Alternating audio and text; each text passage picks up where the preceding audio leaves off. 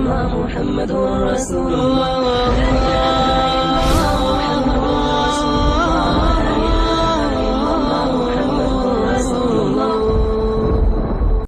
ماں باپ کے نافرمان نہ دنیا ہے نہ آخرت۔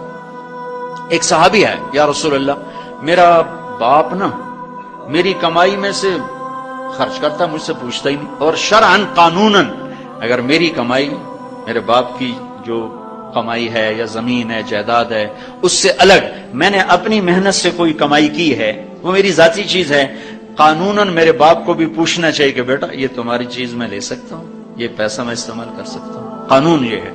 تو اس نے قانون کی بات کی کہ میرا باپ میرا مال اٹھا کے خرچ کر دیتا، مجھ سے پوچھتا ہی نہیں۔ آپ نے کہا اس کے باپ کو بلاؤ۔ اس کے باپ کو بلایا تو وہ انہوں نے پوچھا کیوں بلا رہے ہیں؟ کہ تیرے بیٹے نے تیری شکایت کی۔ تو اس کو اتنا غم لگا کہ وہ کٹ کے مر گیا۔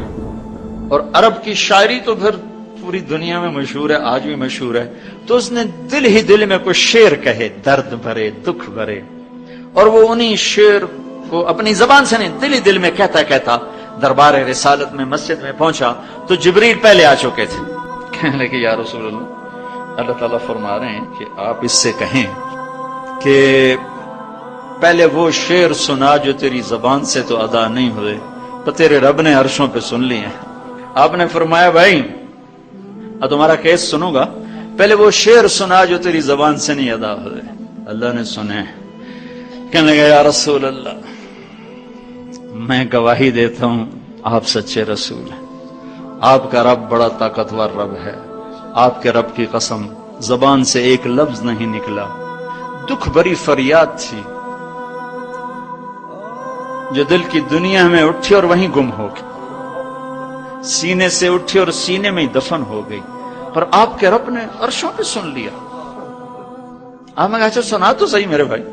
میں کہا جی میں نے کہا بچے جس دن تو پیدا ہوا اس دن سے ہم نے اپنے لیے جینا چھوڑ دیا، ہم نے تیرے لیے جینا شروع کیا۔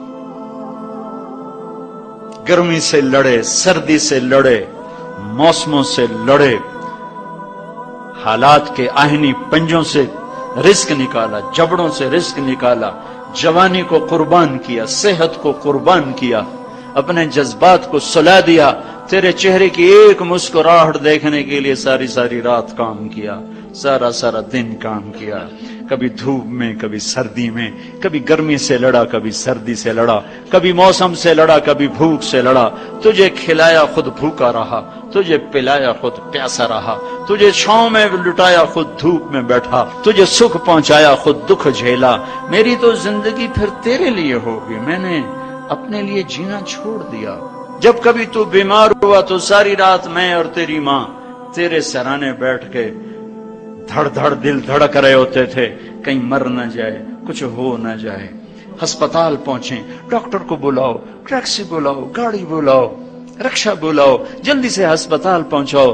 اسی خوفناک خیالات میں ہم روتے تھے، پگھلتے تھے، ٹوٹتے تھے، بکھرتے گئے چلے گئے خشک پتے کی طرح، اور تیرے چہرے کی ایک مسکراہٹ کے لیے ساری مسکراہٹیں بھول گئے، تجھے صحت مند دیکھنے کے لیے اپنی صحت کے سودے کر دیے۔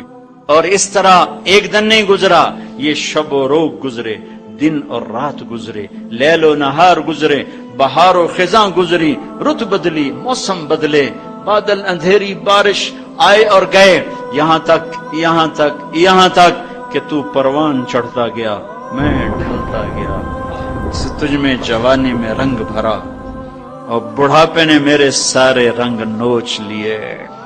تو سیدھا کھڑا ہوا تنے کی طرح، میری کمر جھک گئی کمان کی طرح، اور میں آسرے کا محتاج ہوا، تو طاقتور ہو کے جوان ہوا۔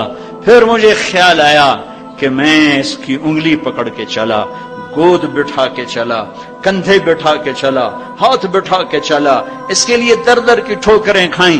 آج جب میں بوڑھا ہوا ہوں تو اب یہ میری انگلی پکڑے گا، میرا ہاتھ پکڑے گا، میں اس کی لاٹھی بنا، یہ میری لاٹھی بنے گا۔